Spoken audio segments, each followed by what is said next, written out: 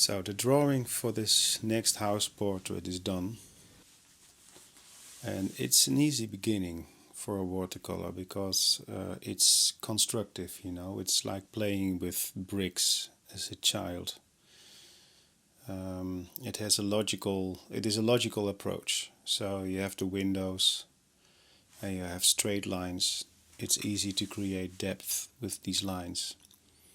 But the flowers in the garden were already gone as I was there. So I used Google for some flowers and looked how it worked out. Of course, you have to create depth with the flowers. So I tried to make sure. Oh,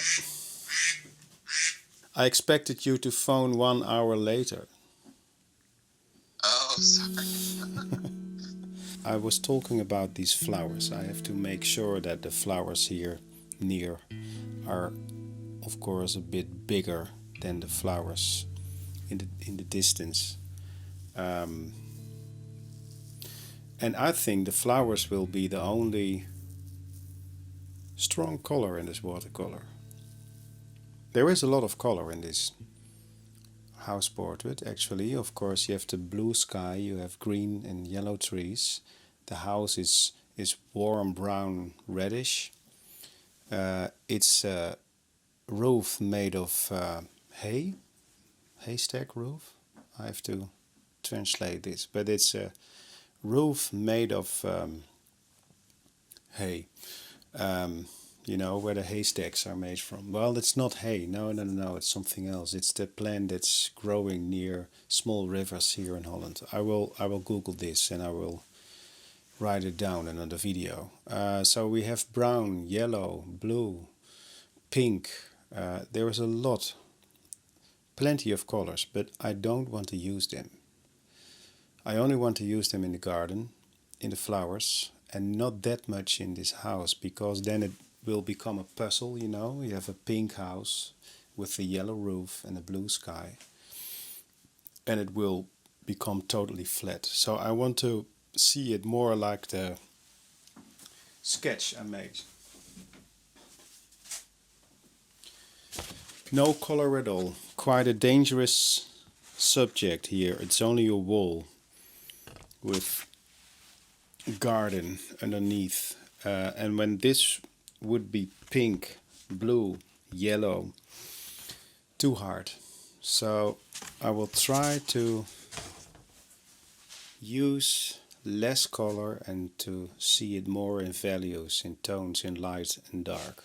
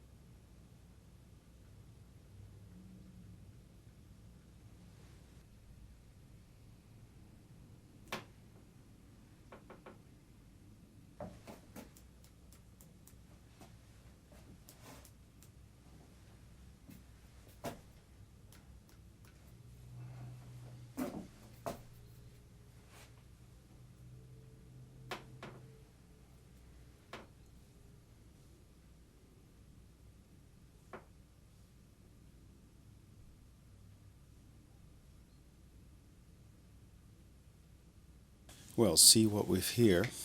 Um, this is not a commercial. Well, maybe it is a commercial, although no one asked me to do this. But some of you ask me what color I'm using for the sketches. It's not Payne's Gray. It's charcoal. It's a liquid charcoal. I didn't find this by myself, but one of the subscribers from Germany came along a few months ago and he brought me 3 presents. 3 tubes with liquid charcoal. I love it, not only in my sketches, but I use them in the watercolor paintings as well for this granulation effect that I use a lot because I like it. I like it when the watercolor is doing its work all by itself. Granulation is really a good example. You must take care that you don't use it too much in shadows, for example, because this is not a color. This is a natural gray, and when you put it too much in your shadows, you lose color, of course. But for sketches, it is really a good watercolor paint. These are the tubes Frank from Germany brought me, and I bought the warmest gray myself, so it's made from burnt cherry pits. The brand is Schmincke, liquid charcoal.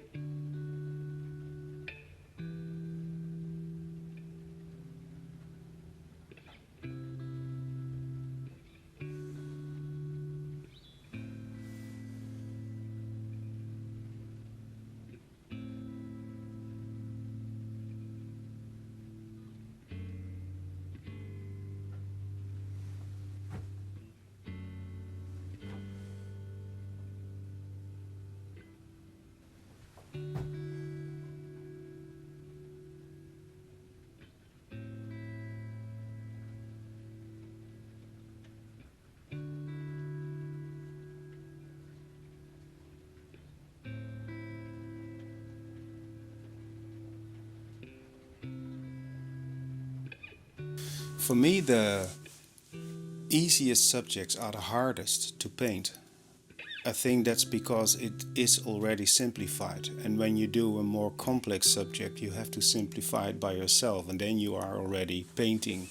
Painting is maybe simplifying in a certain way because you have to make it more abstract and show only the parts that are interesting or fascinating for you as a painter. But I was a bit nervous before I started this commission painting because it was already simplified. But I made it myself easier to forget the subject and just start painting, playing actually. So I allowed myself to play with watercolor, and then you forget the subject and you just make a mess with water and pigment, and in this mess, in this chaos, I had to solve certain problems, and then you are painting. In some subjects you are able to do that, and sometimes you have to refuse a subject. But this was well, in this subject it was possible. I'm not finished yet. I will finish it maybe tomorrow or next week, but it was a good start, I think. And maybe you see what I meant when I told you before I started that it could become a puzzle because of the simplicity in the subject. So you have a part that it's a blue sky, and then you have a bigger part that's the pink house, and then there is a green grayish roof, and then the green garden under it. That would have become a boring puzzle. So I try to put the colors more towards each other, and yeah, I think I can maybe make an interesting painting of this one. I'm happy with the size. I think it was harder to try this on a smaller one, but this is quite a large size for a subject like this, because it's a really intimate corner of a garden with a farmhouse or country house. But the size is more serious. Well, I have some news for you. I was frequently asked if I could do a podcast in English, and I always answered that I would love to do that. But I didn't know yet how or what I could share. And last week, I suddenly got an idea, and I started editing some of my videos on audio. So only the audio was edited, and I listened it back while I was preparing dinner, I think, this weekend. And I thought, well, this sounds nice, to share some of my thoughts I'm talking about in my videos. And well, you hear me think, you hear me work, not too long, of course, but because you can't see what I'm doing on a podcast. But you hear me work, and you even hear me making tea. So I put 3 tracks, I think, on a podcast called Art in the Making. You will find Art in the Making on Spotify and Apple Podcasts. There will be posted some exclusive material as well, because I will do some interviews with artists, and I will share parts of these interviews on my YouTube channel. And for those who are interested and want to hear more, you can go to the podcast to hear the whole interview. The interview with the watercolor painter Amit El Haddad is already on this podcast as well. You can find it. Of course, I've been thinking, why am I doing all this? There is an answer. First of all these thoughts, philosophies, ideas are not mine. Maybe my way of painting and all the work I'm painting is a kind of mine, but all these thoughts that I'm talking about are universal. I think that's why you like and you understand these videos, because you are experiencing the same. I could keep them all by myself, but why? When everyone understands what I'm talking about and you recognize something in this, I love to share it, because sharing is energy. And I feel this energy when I read your comments, and I receive sometimes lovely emails and with beautiful stories. And I like to work on my own with this energy of all of us together. So that's the answer. You would help me a lot if you are able to subscribe on this podcast, Art in the Making. Maybe even write a review or something, because that makes it easier for others to find. Then you will find it on a higher level in the podcast app. So thank you for that if you want to do it. And well, I hope to meet you there.